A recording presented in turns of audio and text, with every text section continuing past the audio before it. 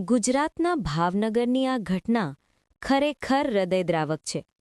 ભાવનગરના વર્તેજમાં જે રીતે એક યુવકની હાલત થઈ છે, તે જોઈને કોઈ પણ સંવેદનશીલ વ્યક્તિનું લોહી ઉકળી ઉઠે.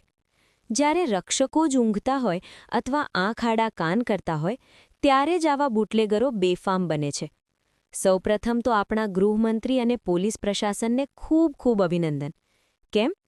કારણ કે ભાવનગરના વર્તેજમાં તમે દારૂબંધીના કાયદાનું એટલું સચોટ પાલન કરાવ્યું છે કે હવે યુવાનોને દારૂ નહીં પણ સીધું ઝેર પીરસવામાં આવી રહ્યું છે.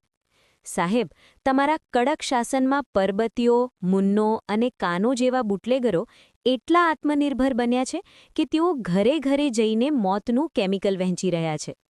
તમારા કાયદાની લાઠી કદાચ નબળી પડી ગઈ હશે, એટલે જ આ બુટલેગરોને ખાખીનો ડર નથી રહ્યો. પેલા યુવકની ચામડી જે રીતે ઉતરી ગઈ છે ને, એ જોઈને પથ્થર દિલના માણસની આંખમાં પણ આંસુ આવી જાય.